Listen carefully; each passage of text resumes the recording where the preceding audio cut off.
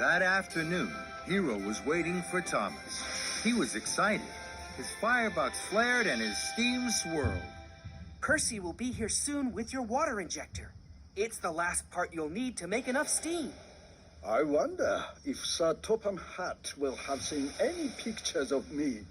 Of course he will. He will be very proud to have you as part of his railway. I'm so happy. I have waited a long time. Suddenly, there was the sound of a loud whistle. It was a whistle they both feared. It's Spencer. He's found us. Help Thomas. Spencer will make sure I'm sent to the smelter's yard. No, he won't, Hero. You're nearly fixed. You can puff away from Spencer. Follow me.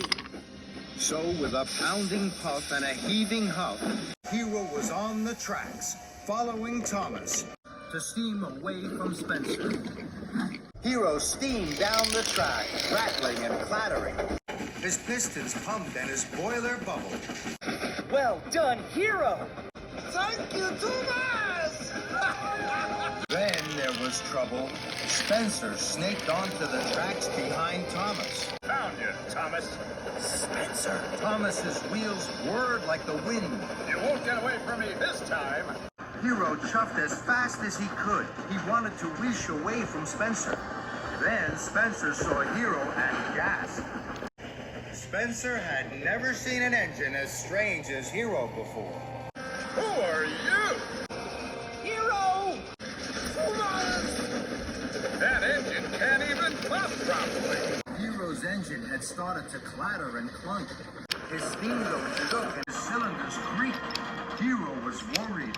Without the last engine part, Hero could only sputter and splutter.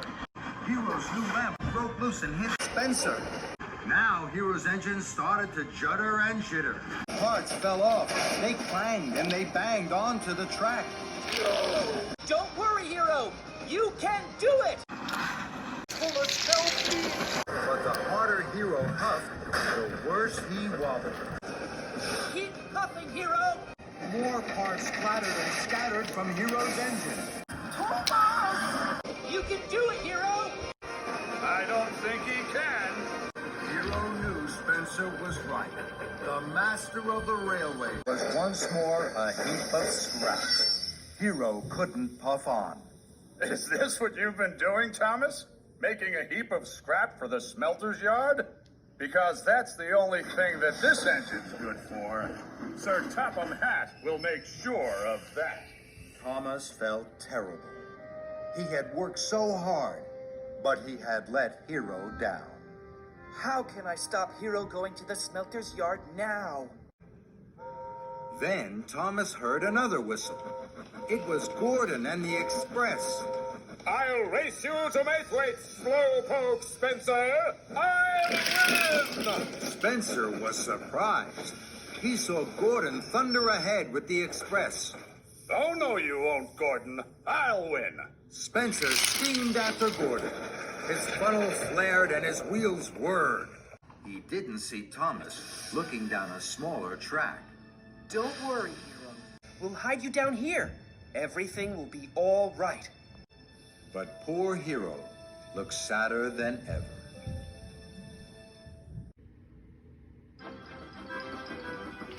Gordon raced toward Maithwaite ahead of Spencer. Spencer was out of puff. Percy's mail cars rattled and prattled behind him. I won. I told you I would. Before Spencer could ease his axles, the door of the Express swung open. The Duke and Duchess of Boxford stepped out. They were cross. Fumbling fenders. Spencer, you have let us down.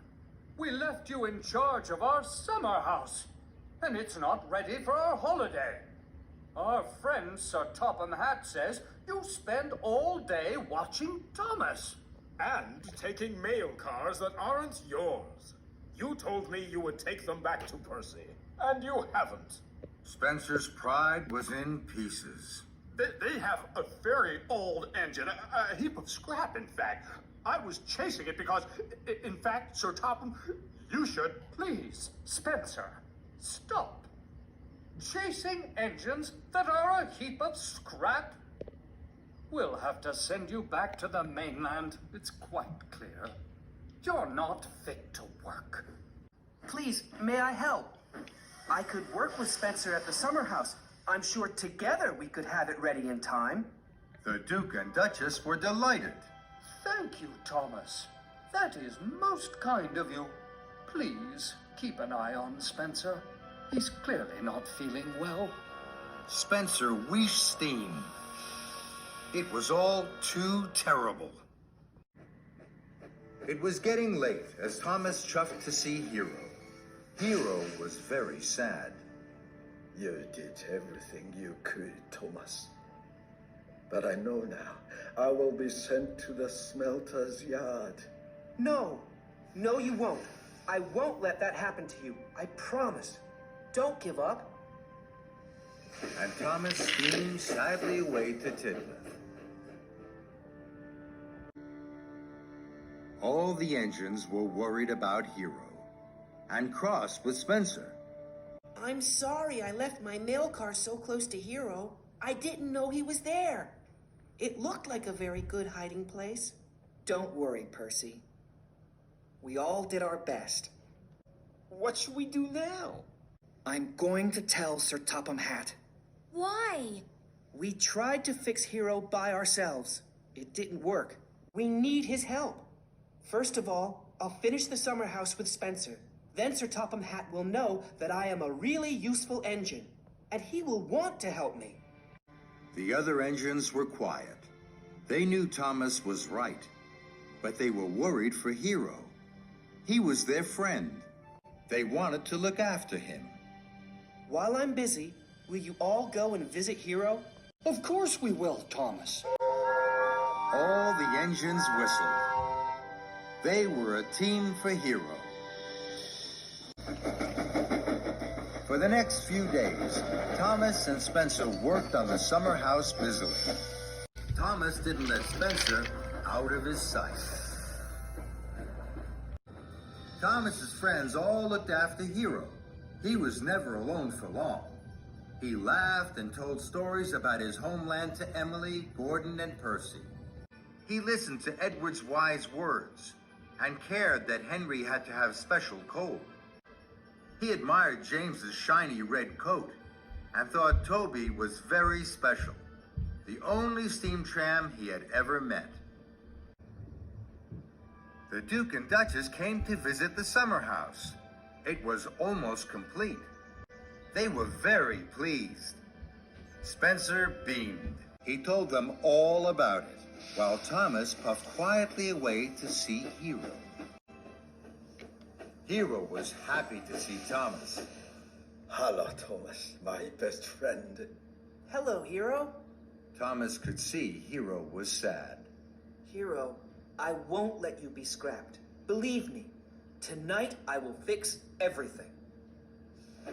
Thomas chuffed back to the summer house, just in time to say goodbye to the Duke and Duchess. Thank you, Thomas. Without you, Spencer would never have finished on time. I have to go to Knapford now. Why? To see Sir Topham Hatt. Spencer snarled. You're going to tell Sir Topham Hatt about that silly scrap engine. I'll get there first to make sure your plan doesn't work. That engine will be sent to the smelter's yard, where he belongs. So Spencer pumped his pistons and clickety-clacked after Thomas. Thomas heard Spencer's wheels whooshing and whirring behind him. I'll puff hardest. I'll chuff quickest. I know I can. Thomas and Spencer had the race of their lives. Thomas steamed over bridges and whizzed through tunnels. He slipped through junctions and raced round bends. Spencer thundered and roared, but he couldn't get in front of Thomas. At a junction, Thomas puffed ahead. Then he turned quickly onto a sidetrack. Spencer thundered on, then screeched to a stop. Spencer reversed back to the junction. He raced after Thomas along the narrow track. The rickety old track went over marshland. Thomas knew that it was the fastest way to Napoli. Thomas huffed, and Spencer puffed. Spencer was closer and closer. Then there was trouble. The track was broken, and Spencer was too heavy. With a creak and a crack, the track snapped beneath him. The mighty Spencer slid into the muddy marsh. Thomas stopped. He knew what had happened, but he could do nothing. I'm sorry, Spencer. I didn't know the track was broken. I'll go on and get help. I'll be back. And Thomas steamed on.